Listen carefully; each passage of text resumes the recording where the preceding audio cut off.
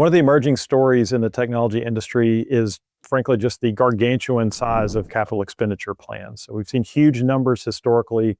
They've been growing at massive clips and really with no end in sight. So credit to our friends at VCA Research here for framing this in the form of free cash flow. And so if you're not familiar with that number or that name, what that is, essentially takes operating cash, so the cash generated by the operations of the business, and then you subtract capital expenditures, which in theory are used and built to fund future growth, and the net is free cash flow. So that free cash flow can be used for other growth initiatives, for dividends, for debt buyback, share repurchases, lots of other things. But that's the number that you want to see, and higher is better, right? So you have a business that's generating cash, you're investing in that business, but net of that, you're still creating cash for the organization that creates flexibility for it to continue to fund itself over time. So what you'll see here are the trailing 4 quarters of free cash flow, so the average of that period for 5 companies, and then we put that in a stack bar to basically add them all up. And then we compare them to a red line, which is the combined capital expenditure numbers for each of these companies. So not a trailing in that point or an average, but the true numbers at each quarter. So if you just look at the pattern, what you see is through the end of 2024, they largely follow each other. So CapEx is going up, but so is free cash flow.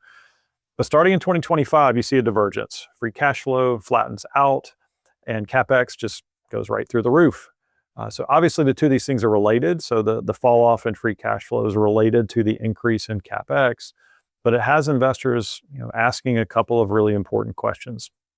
Before we even go there, I think we need to take a step back and hit a theme we've hit a number of times here, is that at some point, we're going to need to see these investments pay off, right? So these huge CapEx numbers need to eventually circle back to creating operating cash flow. And so that's really at the core of all this. And we'll go down a couple of lanes as we go here. So if you look at this and you see this gap, you wonder, where's this money coming from? If you look at cash on balance sheets, it's actually still pretty strong.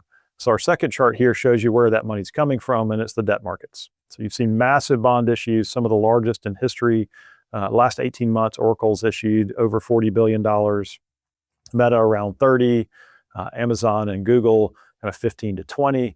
Interestingly, Microsoft hasn't issued any recently. They have one of the largest piles of cash in the world, so they appear to be using that instead, and they have a pristine balance sheet. So if they want to come to the debt markets, they certainly can. But even at the size of these deals, probably the weakest credit profile of any on this page would be Oracle on the left. Their most recent bond issues were oversubscribed 6 to 8 times. So investors aren't worried yet because they're still putting their money with it, and there's demand that exceeds that and is driving those spreads down as we go. So it's interesting to watch that. But if we go back to the beginning where I talked about, we're going to need to see this follow through.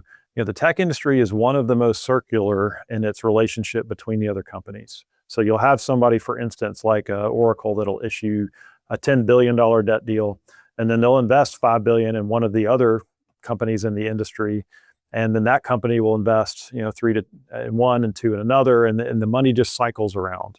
So at some point, again, we're going to need to see these investments pay off in actual operating cash. And as the music slows down and eventually stops, otherwise we may see someone left without a chair to sit in. So that's what we're starting to see, the hints of that in the way investors are responding to these. But again, that deal's still highly oversubscribed. Maybe a little weakness in the stock price, but nothing catastrophic. So investors aren't that concerned yet, but that second order of what are the impacts to other companies from what's happening at these big ones is where we need to go. And there's a couple of those themes that we're going to hit over the next few weeks that are that. Not the top level story, but what's the next level. And those are the things that we need to look at. Thanks for stopping by today.